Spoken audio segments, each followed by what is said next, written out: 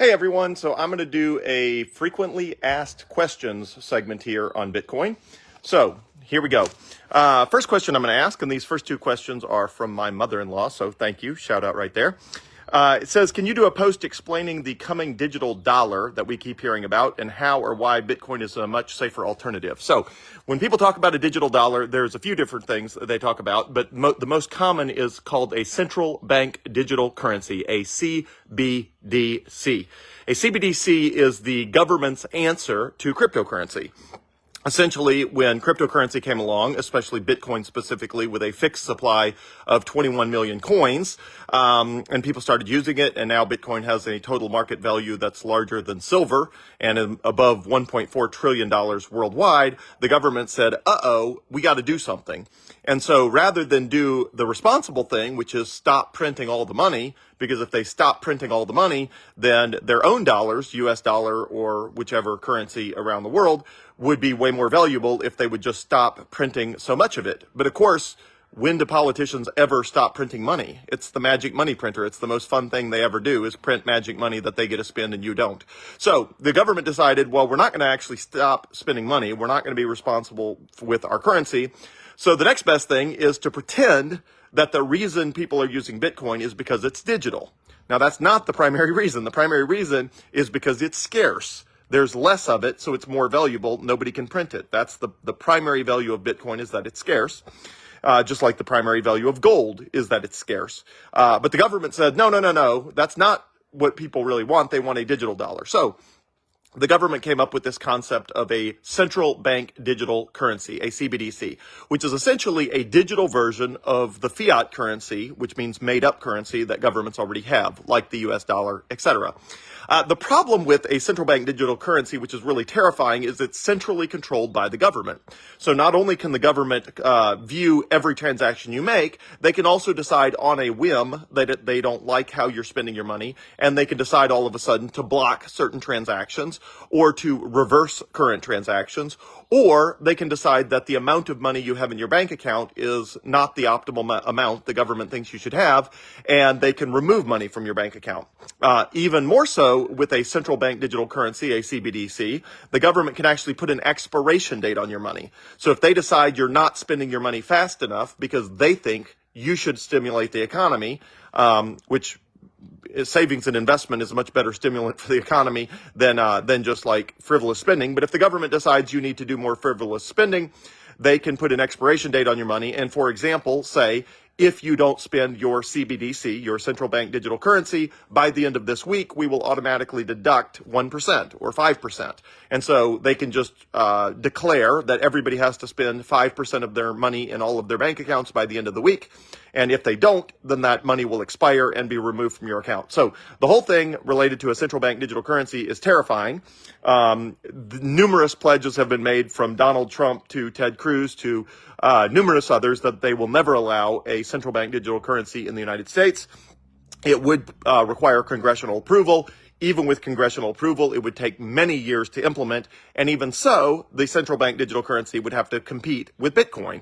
And nobody in their right mind is going to invite or going to voluntarily use a central bank digital currency when they have an alternative like Bitcoin, because literally it's the stupidest thing humans have ever invented is a central bank digital currency. So not only do I think we are unlikely to ever have a CBDC here in the United States, there is one in China. China is heavily promoting it. China has tried every which way to stop people from using Bitcoin. People are still using Bitcoin in China, and they keep promoting their central bank digital currency, and people keep not using it because it's a horrible idea and it's awful in every way. So that's what a central bank digital currency is. I don't believe it's a threat in the United States. And even if it was, I think Bitcoin will outcompete a CBDC in every way because a CBDC does not have any of the benefits of Bitcoin. All right, so that's the quick primer on a CBDC. Next up, second question, also from my mother-in-law, is what if the World Wide Web or the internet goes down or it was, blown to smithereens by aliens? Would that be a problem for Bitcoin? How would we use Bitcoin? Et cetera, et cetera. So great question also there. I get this question a lot. Give me 1 second.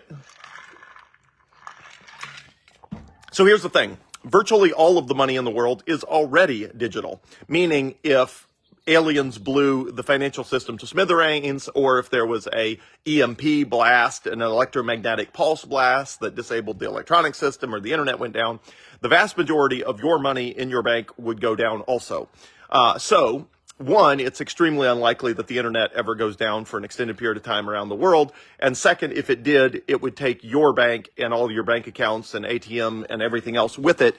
And the likelihood that is that Bitcoin would be the very last thing to go down and the very first thing to come back up. And in that interim period, unless you have like physical cash in your hands that you can transact, or gold or silver coins, the world is just going to be back to barter for a short period of time. But again, that's the probability of that, I would say, is zero. Bitcoin is running on millions of computers around the world. It only requires one of those computers to be on in order for the Bitcoin network to work. And the Bitcoin nodes are even running on satellites. So even if something happened to the Earth, Bitcoin would still be running by satellites, and it would be back up. As soon as anybody put up a satellite dish, magically Bitcoin would be back online.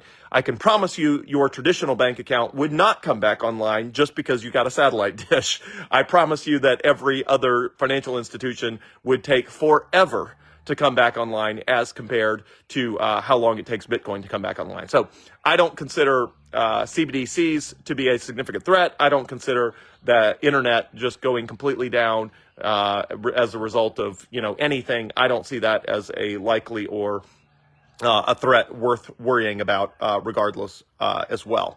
All right, so the third thing I wanted to cover in this video is what is the Bitcoin halving, or some people call it the halvening. So when Satoshi Nakamoto invented Bitcoin, he established a supply schedule, which is how are we going to get these 21 million Bitcoin that will ever exist? How are we going to get those into the wild, into the hands of people to use them? And so what he came up with is a very simple math formula that says we're going to release 50 Bitcoin every 10 minutes into the wild, and it's the way they're released is by paying Bitcoin miners, which are the people that secure and audit the Bitcoin network. So everybody that is securing and auditing the Bitcoin network originally got paid 50 Bitcoin every 10 minutes. But in order to make sure that the supply was limited, Satoshi Nakamoto set a formula in place where the supply dropped in half every 4 years. And it just so happens that it aligns roughly with the presidential election cycles. So it's so far happened in presidential years such as 2012, 2016, 2020, and this year, 2024. So that is coming up in about 35 days, around, call it April 19th or so in the ballpark. Bitcoin will go through its, I believe, fourth halving or halvening. And what will happen right now, so for the first 4 years up until 2012, there was 50 Bitcoin issued every 10 minutes.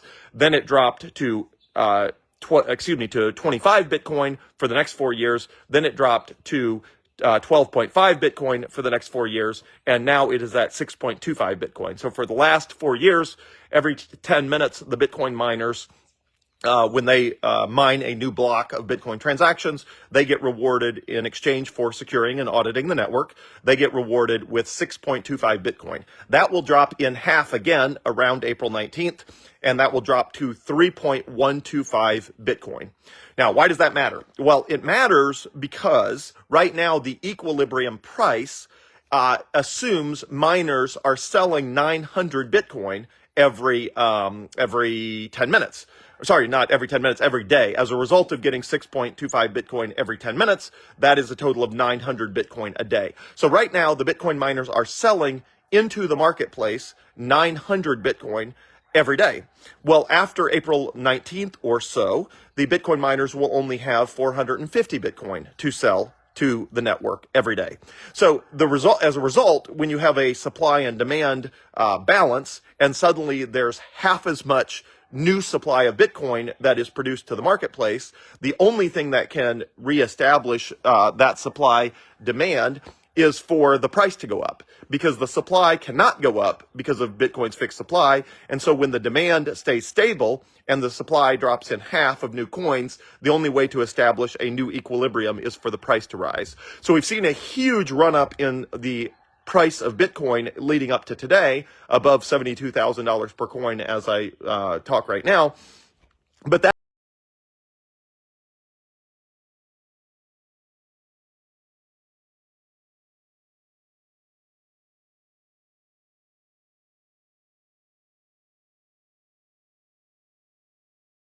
18 months following the halving, there's been a huge run-up in the price of Bitcoin. So the run-up, the 2012 halving resulted in a huge run-up all the way through the end of 2013. The 2016 halving resulted in a huge price run-up all the way through the end of 2017. Again, always the year after. The 2020 halving, which happened in March or April of 2020, resulted in a huge run-up in price all the way through towards the end of 2021, again, the year after. And I would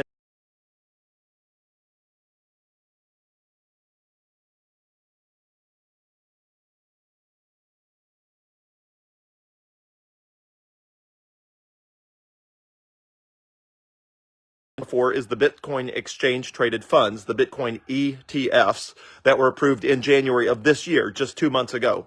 The Bitcoin ETFs have put a huge amount of demand pressure on the price of Bitcoin. So the amount of total buyers as the result of being able to buy Bitcoin by just typing in FBTC, for example, the Fidelity Bitcoin exchange traded fund, which is the ticker symbol is FBTC. As a result of plugging that into any brokerage account, you can now buy Bitcoin.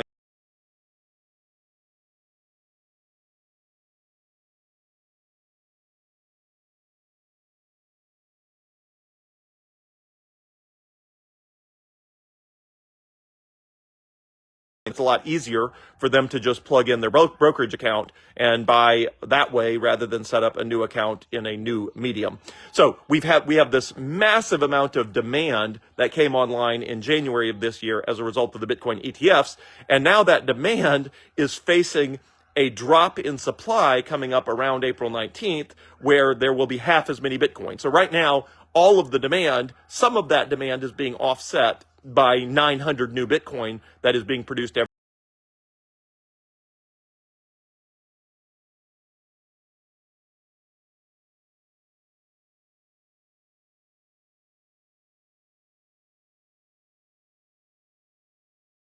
and the total demand for Bitcoin in the world will have to is just going to there's no way for that demand to be fulfilled other than the supply the price to go up. Now the price can also go down. Obviously, something could spook the market. Everybody sells their Bitcoin for a period of time, and then everybody realizes that whatever it is that spooked the market was not a big deal after all.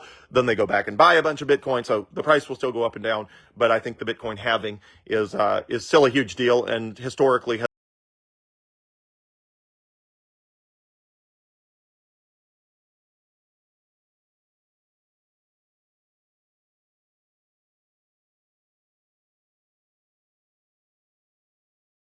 fail worldwide.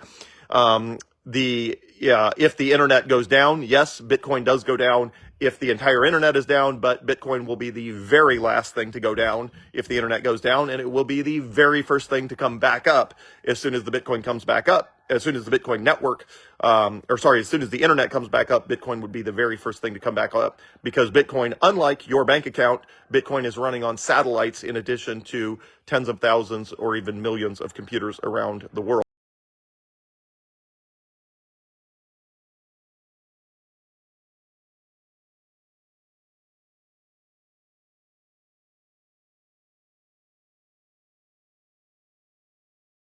Month, and I would anticipate a huge price run up between now and at least November of 2025, which is more than 18 months from now. I anticipate a huge price run up if history is any guide, based on the halvings that happened in 2012, 2016, 2020, and coming up here in 2024. So that's your update. 3 frequently asked questions. Again, shout out, thanks to my mother-in-law for asking the first 2 of the 3 questions, which prompted this video.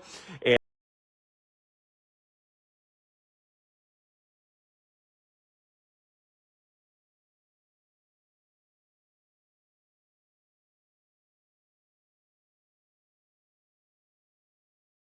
let me know if you prefer these live videos or if you prefer written content. I know when I put written content out, it's really long, but I also know that these videos run long as well. So let me know if you prefer written content or videos, and I'll try to serve you the best I possibly can in whatever medium is best for you. Just let me know. Thanks, everyone.